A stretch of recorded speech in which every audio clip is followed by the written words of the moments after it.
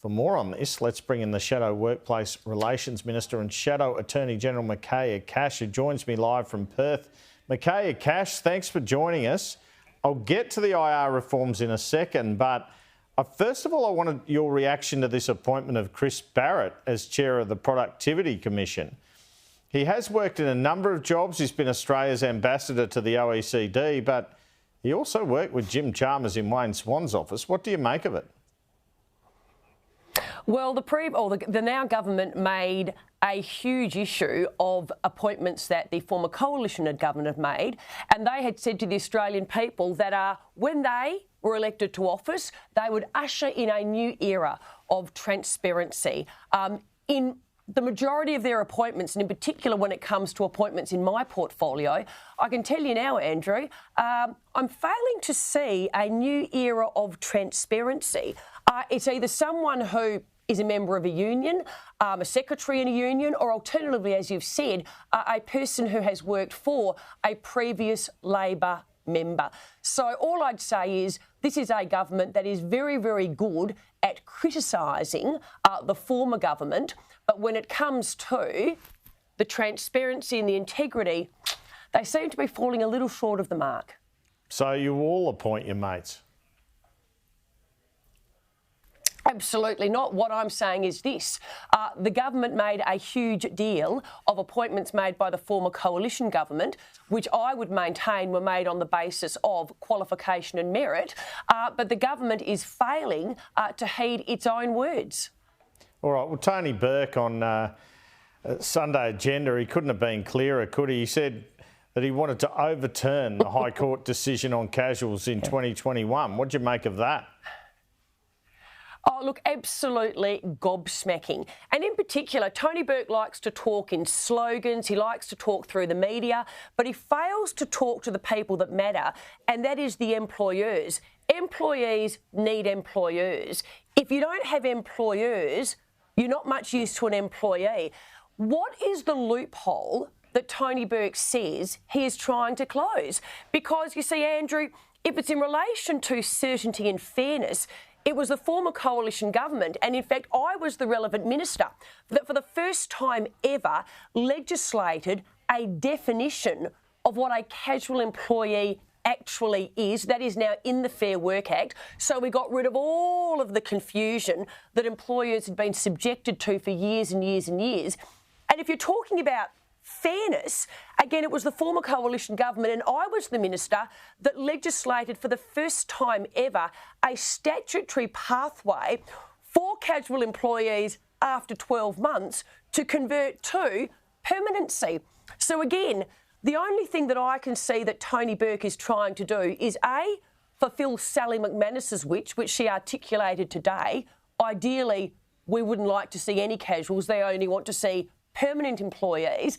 But B, to reintroduce the uncertainty that existed before the coalition government legislated, which means that yet again you get into this situation, Andrew, where employers, without knowing, could actually misclassify an employee, and then it opens the employers up to what is referred to as the double dipping, which again the coalition government got rid of. And he wants to make it 6 months, doesn't he? 6 months you can become permanent. Oh, look, it's really interesting because, again, this is Tony Burke making announcements through the media. I have spoken to employer group after employer group this morning. Nobody seems to know exactly what Tony Burke wants to do. They can't talk to the media because, as you know, they've been made to sign, I would call them a gag order. They're not allowed to talk about any of the industrial relations reforms. So they get to respond to announcements that are made by Tony Burke in the media. So what we've all gathered so far is what Tony Burke wants to do is to reintroduce into the employment landscape the uncertainty, and it was shocking uncertainty, in relation to the definition of casual that the coalition government for the first time legislated to get rid of. So again, if Tony Burke is talking about closing a loophole, perhaps he'd like to articulate what that loophole is, because there is a definition of casual now in the Fair Work Act, legislated by the former coalition government with me as the minister, and there's already a statutory pathway to permanency for casual employees. So what is Tony Burke actually trying to do? All right, well, he also confirmed he's been consulting business about big businesses paying a union delegate on site to talk about wage theft. What do you make of that? Seriously. Well, again, I mean, and I think you said it on Sunday Agenda, Tony Burke, you could be accused of implementing the union's agenda. This is something that the unions have long wanted, and Tony Burke, yet again, is merely implementing or will implement what the unions want. I mean, how absolutely ridiculous. We are all opposed to wage theft. In fact, I go back to the former coalition government. It sought to legislate against wage theft. Yeah. And guess what, Andrew? Yeah, the Labor Party were the ones who opposed it at the time. So again, the Labor Party are very good. I think it was wasn't it an omnibus bill? There were a few different provisions in there, so they knocked it back. That's fair. Yeah, there were a few different provisions. No, absolutely not. One of the provisions was wage theft. Another one of the provisions, which I managed to get to, was to legislate the certainty in relation to casuals, was to provide for the first time ever, a pathway to permanent employment for casual employees. But more than that, to ensure that if you had, unfortunately, not properly represented the employment relationship because of the confusion, but you had paid the 25% loading as an employer, you did not then have to also pay up the entitlements as an employer.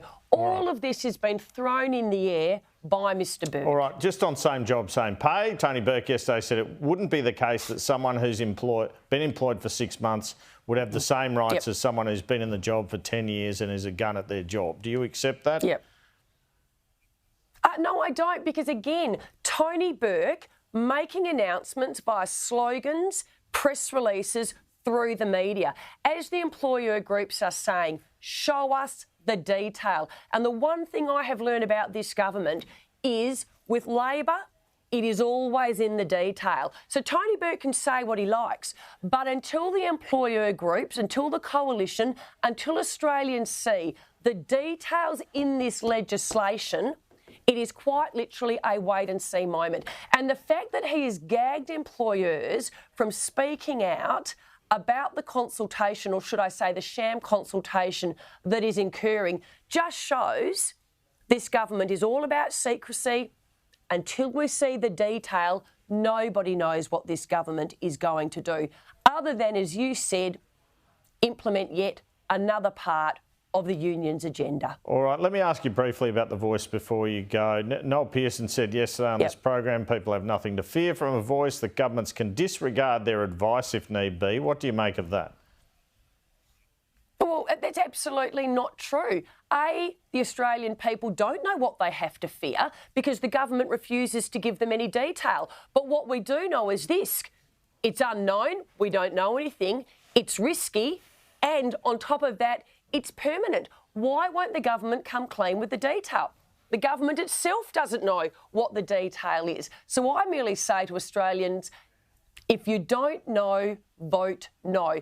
Andrew, we all want to see better outcomes for Indigenous people, but providing a group of Australians with a right to make representations that no other Australian has is not the way to go about it. But what is worse is Anthony Albanese has been hoisted on his own petard, because it was Anthony Albanese who actually said it would be a brave government not to listen to The Voice. All right. So if you don't know, vote no. OK. Now, just finally, I believe there's a poll in the West Australian today showing the state government there, which has been so far in the ascendancy, is actually falling behind.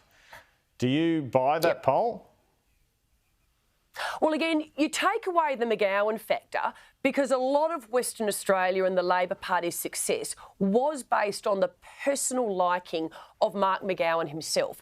You take away the McGowan factor, And what Western Australians are now confronted with is a state that is in a complete disarray. We've got a health system, Andrew, that is at crisis point.